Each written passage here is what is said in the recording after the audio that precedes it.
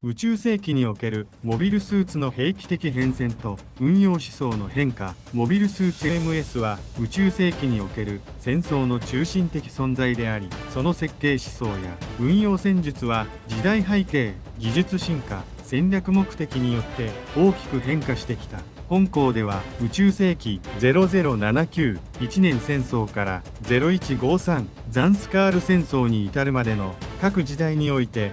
モビルスーツの流行形態、戦術的運用、技術革新の関係性を分析し、軍事兵器としてのモビルスーツの進化を振り返る。1年戦争期 UC0079。この時期、ジオン公国が初めてモビルスーツ MS05 ザク1、MS06 ザク2を実戦投入し、戦場に革命をもたらした。当初のモビルスーツはあくまで宇宙船内での格闘戦を可能にする機動兵器という位置づけであり、戦艦中心の艦隊戦を補佐する存在だった。しかし戦局が進むにつれ、モビルスーツの機動性、汎用性が注目され、戦術の主役に躍り出る。小隊運用は基本的に3機編成が標準化され、隊長機、エース機クラス両機2機の体制が多く採用された。地球連邦も後に RX シリーズ、RX78 にガンダムなどを開発し、モビルスーツ戦の有効性を確立する。グリプス戦役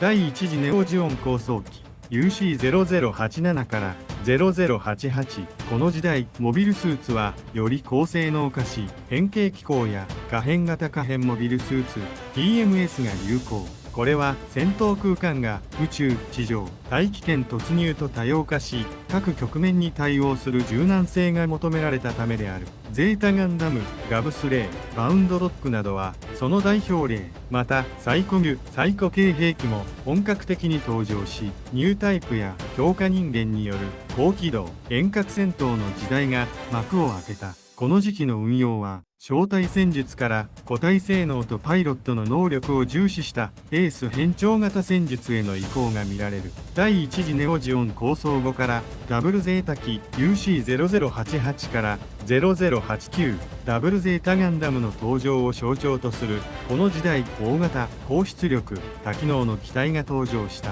変形、合体、効果力といった特徴が重視され、戦術的には重装備による一気当選が強調された。ただし、その複雑な機構は生産性、整備性に難があり、次第にこうしたトレンドは下火になっていく。また、自動ら少年パイロットの活躍が示すように、操縦支援技術、バイオセンサー等の発展が搭乗者の軸連動を補う方向にも働いた。第2次ネオジオン構想、逆襲のシャー機 UC0093。この時期はサイコフレーム技術の登場によって、モビルスーツの操縦性、反応性が飛躍的に向上。ニューガンダム、サザビーなどがその象徴であり、サイコミュ兵器、ファンネル等を用いた広域制圧戦術が取られた。高機動短期による制圧戦が可能となったため、運用形態としてはツーマンセル、両機と連携しつつ、エースが主導形式が好まれた。また、精神的共鳴を前提とした戦術が取り入れられるなど、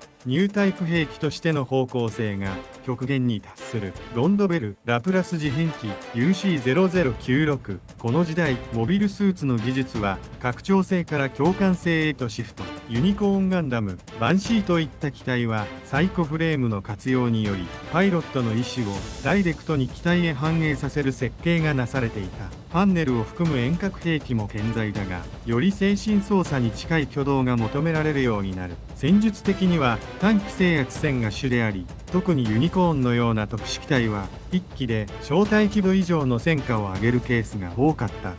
クロスボーンヴァンガード、小型モビルスーツ時代 UC0120 から0133。この時代、モビルスーツは小型、高効率、量産性を重視する方向へ転換。F91 などが象徴的存在であり、ミノフスキードライブの影響で、機体が高出力化しつつもコンパクトになった。戦術的には中隊、大隊規模の編成が再び重視され、複数機での連携戦が復活。アイフィールド、VSBR、可変速ビームライフルなど、機動と火力を両立する新世代技術が戦術思想を刷新した。ザンスカール戦争機 UC0153。この時代、兵器の非人道性が際立つ。ザンスカール帝国のエンジェルハイロイ、ギロチン兵器、巨大モビルアーマーなど、戦術よりも威圧と制圧を目的とした兵器体系が広がった。一方で、ビーンフォース、ジュニアのようなゲリラ戦術やウッソたちによる小隊単位の柔軟なモビルスーツ運用も特徴的である。